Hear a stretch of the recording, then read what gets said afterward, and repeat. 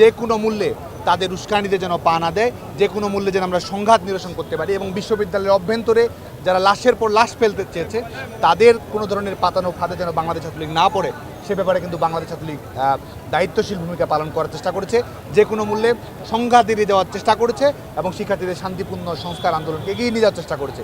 সেই লক্ষ্যেই কিন্তু আজকে আমরা শিক্ষার্থীদের বিশ্ববিদ্যালয়ের অভ্যন্তরে শিক্ষার্থীদের নিরাপত্তা নিশ্চিত করার জন্য যতটুকু করার ছিল বাংলাদেশ ছাত্রলীগ তার সাধ্যমতো চেষ্টা করছে। তারপরও আমরা ঢাকা কলেজ ছাত্রলীগের কর্মী সবুজ আলীকে হারিয়েছি, আমরা হারিয়েছি জগন্নাথ বিশ্ববিদ্যালয়, চট্টগ্রাম বিশ্ববিদ্যালয়ের ছাত্রলীগের কর্মীদেরকে।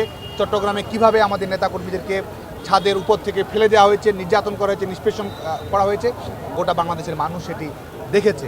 আমরা মনে করি যে এই শোকে মুহ্যমান, এই শোক থেকে শক্তি গ্রহণ করে দায়িত্বশীল আচরণের মধ্য দিয়ে শান্তিপূর্ণ ছাত্র রাজনীতির মাধ্যমে সাধারণ শিক্ষার্থী যারা সবসময় শান্তির কথা বলেছে, যারা সবসময় সহিংসতার বিরুদ্ধে কথা বলেছে, তাদের শক্তিতে উজ্জীবিত হয়েই যারা শিক্ষার্থীদের কাঁধে বন্দুক রেখে দেশে অস্থিতিশীল পরিবেশ তৈরি করতে চেয়েছে, শিক্ষার্থীদের লাশের উপর ভর করে যারা পেছনের দরজা দিয়ে ক্ষমতায় যাওয়ার দুঃস্বপ্ন দেখেছে, তাদের বিরুদ্ধে আমরা শান্তির শক্তিতে ঐক্যবদ্ধ হয়ে বিশ্ববিদ্যালয়গুলোতে শিক্ষার সুষ্ঠু পরিবেশ ফিরান বলে মনে করি। আমরা মনে করি যে এটির ব্যাপারে কিন্তু ইতিমধ্যেই এটি প্রমাণিত হয়েছে, বিশেষ করে যারা সরাসরি তাদের ভিডিও ফুটেজ সব কিছু কিন্তু রয়েছে এবং এই ঘটনায় সবচেয়ে বেশি শিকার হয়েছে, এই ঘটনায় মর্মন্তুদ পরিণতির শিকার হয়েছে বাংলাদেশ ছাত্রলীগের কর্মীরা। বিশেষ করে স্বাধীনতা বিরোধী যুদ্ধাপরাধীদের তাবেদার শক্তি ছাত্রদল, ছাত্র শিবিরের সশস্ত্র ক্যাডারেরা কিন্তু আক্রমণ চালিয়েছে। দেশি বিদেশি অস্ত্রশস্ত্রে সজ্জিত হয়ে ঢাকা বিশ্ববিদ্যালয়ের আবাসিক হলগুলোতে ভাঙচুর করা, বাংলাদেশের বিভিন্ন বিশ্ববিদ্যালয় ক্যাম্পাসে শিক্ষার্থীদের উপরে আঘাত করা, সেটি কিন্তু তারা করেছে। চিহ্নিত ছাত্রদল এবং ছাত্র শিবিরের ক্যাডারেরা, নিষিদ্ধ ঘোষিত সংগঠন হিজবুত তাহরির সহ উগ্রপন্থী সংগঠনের নেতাকর্মীরা পরিকল্পিতভাবে এটি করেছে। বাংলাদেশ ছাত্রলীগ শিক্ষার্থীদের নিরাপত্তা নিশ্চিত করার জন্য সবসময় সংঘাত এড়িয়ে যাওয়ার বিষয়টিকে প্রাধান্য দিয়েছে। একটা প্রশ্ন, সেটা হচ্ছে যে মানে অনেকেই বলছে যে এই যে একটা এত বড় ঘটনা ঘটলো, তারপরে ছাত্রলীগ গা ঢাকা দিয়েছে, অথবা আপনার কথা বলা হয়েছে যে আপনি বিদেশে চলে গেছেন, এই ধরনের কথাবার্তা একটা ছড়িয়ে পড়েছে। আসলে এই বিষয়ে কি বলবেন আপনি? দেখুন, এই ঘটনার পরেও আপনারা জানেন যে যখন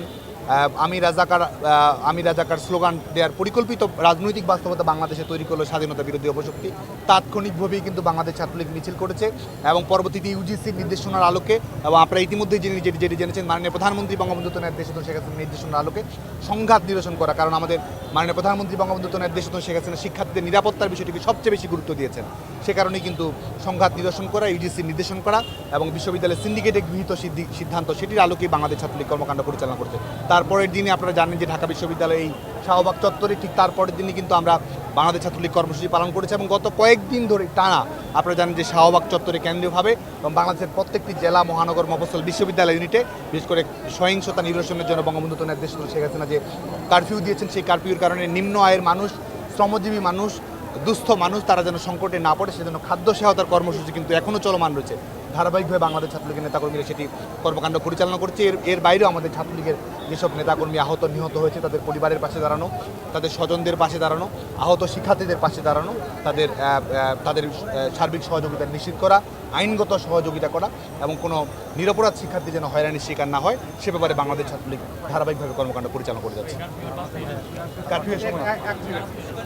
দেখুন, বাংলাদেশ ছাত্রলীগ দায়িত্বশীলতার পরিচয় দিয়েছে। বাংলাদেশ ছাত্রলীগ শান্তিপূর্ণ ছাত্র রাজনীতিতে বিশ্বাস করে।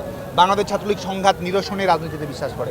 বাংলাদেশ ছাত্রলীগ ইতিবাচক উপায়ে সমস্যার সমাধানের রাজনীতি করে।